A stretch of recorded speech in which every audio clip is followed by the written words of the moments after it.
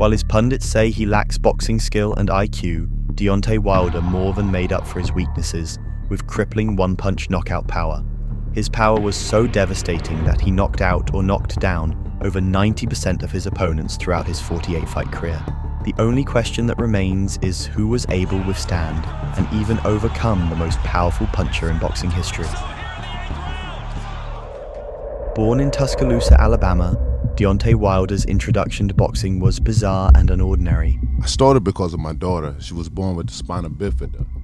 And, I'm originally from Tuscaloosa, Alabama. So, as a child, what we grew up seeing is football. It's big in football, Alabama football, basketball. But football was the biggest. And, as a child, you want to be what you see. To develop and nurture the fundamentals of footwork, hand speed, and the point fighting style that's prominent in the amateur boxing circuit. It's fair to say that Wilder relied purely on God-gifted physical attributes and freakish athleticism, which could lead to problems against more savvy boxers like Tyson Fury later in his career.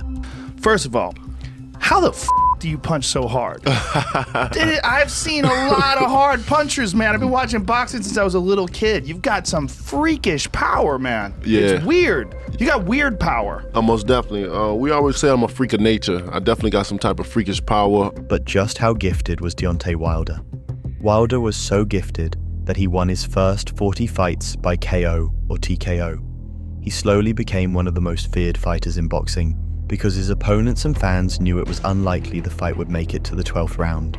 Going into every fight, there was practically a 100% chance Wilder's opponents would touch the canvas or be rendered unconscious.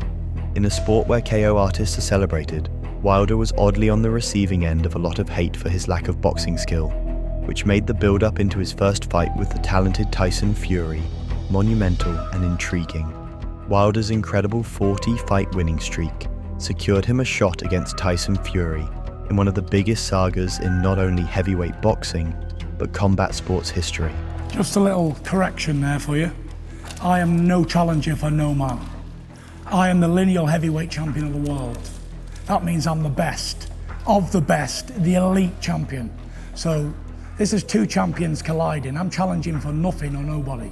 This is equal rights champion versus champion. So rephrase and start again, please, because I'm not happy with what you've just said. Fury was the perfect nemesis for Wilder. While Fury had bigger physical attributes such as wingspan, height, and a significant weight advantage, his physique generally seemed sloppy, and he lacked real firepower in his hands. The lack of punching power is an especially interesting attribute because Fury somehow unlocked this gift later in the saga. However, for the time being, Fury was still a world-class boxer with the pedigree and skill set to cause problems to any heavyweight. It helped that Fury was crafty and had a dirty boxing style which agitated his opponents. The legality around whether they were allowed in the fight and things that he managed to get away with, it's up to you to decide whether or not you think he deliberately did these things, up for you to decide whether or not you think that these are things that were just accidental. Punches to the back of the head and even elbows from time to time made Fury one of the most challenging opponents in this heavyweight era. From the outside looking in, this was the perfect power puncher versus boxer matchup that would excite fans worldwide. Wilder came off a victory over Luis Ortiz, who the boxing world thought would outbox the Bronze Bomber. You know what? This is a really a toss-up fight. You got two undefeated guys. One guy, well, both guys are punchers. If Wilder was to use that jab first to open up Ortiz, keep going. If he was to open up that jab, keep it going, he can get him out of there. But he let Ortiz walk him down and keep going to the body. It's Ortiz's fight. To an extent, Wilder detractors were correct, at least in the beginning of the fight. I knew I was in for a fight. Luis Ortiz is the most technical fighter in the division. We already knew that with the Cuban background. And, when guys come to fight me, we know they're going to bring their best. However, Wilder always seemed to connect the right hand when he needed it most. And in the 10th round, after multiple dangerous exchanges, Wilder landed the finishing blows. There was a caveat to Wilder's power as he stepped up in competition. It was the fact that he couldn't land his monstrous right hand until the later rounds meaning there might not be enough time left if he fought someone with the experience of the Gypsy King. This dilemma would prove to be a recurring theme in the Fury vs. Wilder saga. Would the Bronze Bomber land the finisher or be outboxed? Fury came off a victory over gatekeeper Francesco Pianeta, but 2 fights earlier had beaten the all-time great Vladimir Klitschko in a testy back-and-forth bout. Wilder and Fury finally put their undefeated records on the line for the WBC World Heavyweight Championship in one of the greatest and most controversial heavyweight bouts of all time. Holy Holy shit, how is he still up? Wilder just He was put out. Fury Oh, he was flash KO'd. and His eyes he rolled got back up. in his head. In a weird way, the people who thought Wilder would get outboxed versus the people who thought Wilder would land his finisher were both correct. Fury showcased his superior boxing ability, and Wilder showcased his superior punching power, knocking down Tyson Fury in both the 9th and 12th round. In a matchup with 2 polarizing fan bases and the obvious necessity for a rematch after a legendary brawl, the fight was ruled a draw and controversy ensued. Wilder fans argued the 2 knockdowns were more than enough to secure the victory, and in addition to that, the Bronze Bomber didn't necessarily get outboxed in the rounds. He didn't secure knockdowns. My heart rate just went up a little bit there. Yeah. Oh, and Tyson Fury clips God. Wilder early. Oh, and he's got him. And it's Come on. Wilder was wanting to unleash. He went for it, and he got clipped by Tyson Fury there. Fury supporters felt he outboxed Wilder thoroughly enough to win the fight on the judges' scorecards, despite being knocked down and rendered unconscious for a moment. The drama surrounding the fight made the build-up to Wilder vs. Fury 2 even more grand and exciting. This fight lived up to the hype. You know, many times we've seen fights being promoted, and they talk a good game. You know, they got the hype going, and then when you get in the fight, it's not as hype as the talking was. But in this fight, it actually was. You know, we did a great I think we both did a great promotion. After their first matchup, Wilder went on to face Dominic Breazeale, where he put on one of the most devastating knockouts of his career. I was ringside when Deontay Wilder knocked out Breazeale. I was in Brooklyn for that with my brother. Dude. That guy. I've been in a lot of I've been in fights, I've been knocked out. I've been at UFC fights where dudes get knocked out. I have never in my life heard someone get knocked out like that. My brother goes, "Oh my God." And my brother's a raw dude. He goes, "Oh my God."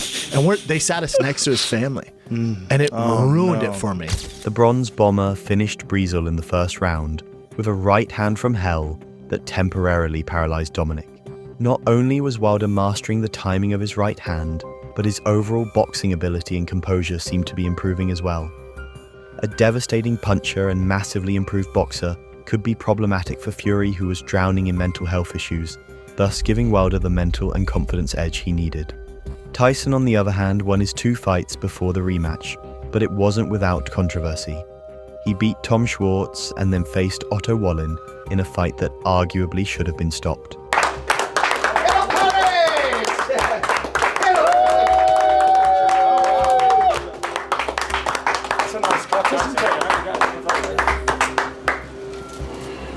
You need to turn to the light, Shane, like we'll right. Come forward, Tyson.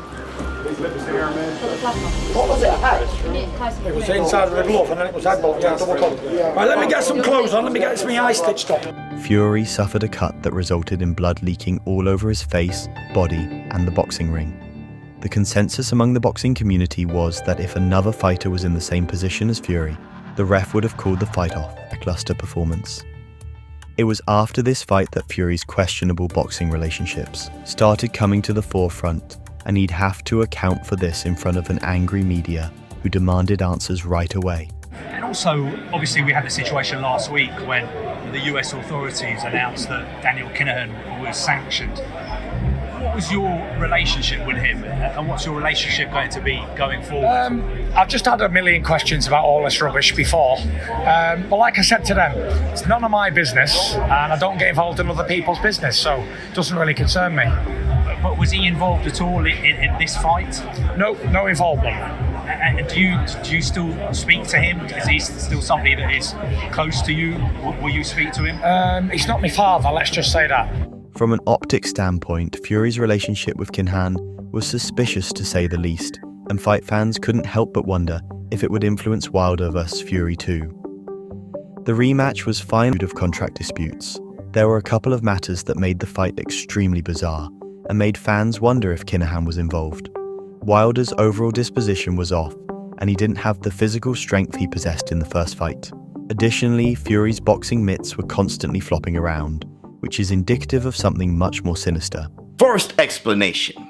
We must debunk the conspiracy that his fist was in the wrist of the glove. In order to do that, you cannot use one of these gloves to demonstrate it, okay? This is not an official glove. Now, I've demonstrated this before, and I'm going to do it again. What you notice about Tyson Fury when it comes to Glove Gate Part 1 is that you can see his flesh in the space above the strings of the glove. Fury showed punching power he hadn't demonstrated in his previous fights, and he knocked out Wilder in the 7th round, winning the WBC heavyweight title and ring heavyweight title. The result left fans wondering if Fury cheated Wilder, which meant they had to settle the score on an even playing field in the 3rd fight for all the marbles, glory, and legendary status. All of the aforementioned drama led to the Fury vs Wilder trilogy. After seemingly being outboxed in their first fight and dominated in the second, Wilder activated the rematch clause and decided to step into the ring against Fury once again. However, Fury had to pull out due to COVID complications. Big news in the world of boxing on Thursday, initially reported by ESPN's Mike Coppinger and later reported by Dan Rafael in the following tweet: Fury vs. Wilder 3 is postponed. Barack, it's not happening. It's not going down. Here's Dan Rafael's tweet. Per source, Tyson Fury was one of the people in his camp who tested positive for COVID-19, and the fight with Wilder is postponed. New date to be announced. I've been told Fury got 1 vaccine dose but never got the second one, and at least 3 others in his camp also positive. Wilder asserted that he would stall Fury out to get his revenge, no matter how many times Fury postponed the matchup. Was Deontay biting off more than he could chew? Additionally, Wilder fired his longtime trainer, Mark Breland, after the second fight, so fans couldn't help but wonder if the Bronze Bomber would be a completely reinvented fighter or a shell of himself.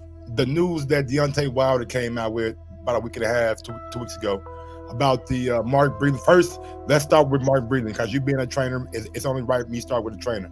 The reports say that Wilder felt like his water was tampered with, and he said he thinks, he didn't say for a conclusive, he said he thinks that that Breland could have something to do with it. When the fighters finally stepped in the ring, the fight mirrored the first bout until it didn't.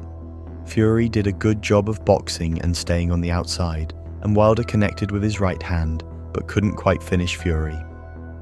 The Gypsy King proceeded to finish Wilder with a left-hand overhook right in round 11 to put a stamp on one of the most epic sagas in boxing history. Unfortunately for Wilder, this fight sent his career on a downward spiral that he may not have recovered from. After the defeat, Wilder bounced back emphatically against his former sparring partner Robert Helenius. Like he said, Wilder is back. That guy's dangerous. Did you think it was going to end like that, man? I didn't think it was going to be that quick. Okay, but the way I see how he dedicated himself, man, you saw the results right there. I loved it. Was that one of Wilder's most violent KOs, Mr. Garcia? That's one of them. The Bronze Bomber seemed rejuvenated, but the victory was short-lived. In his next bout, he fought Joseph Parker, who by all means was undersized and less than capable of landing anything meaningful on Wilder. At least that's what Vegas thought, but the sportsbooks aren't always correct. But let's start with Wilder. Joseph Parker, minus 600 favorite for Deontay Wilder. Seems like big odds. Joseph Parker is a very good fighter, and I think the over-under is intriguing at 6.5 rounds, even money there. What do you think? Who you like, and what are you looking for? All right, Parker, 33-3. He has been stopped one time, 31 years old. Wilder, the best thing about Wilder is, he's got a big heart, and Parker does too, but he's got a big heart, and he's got a great right hand.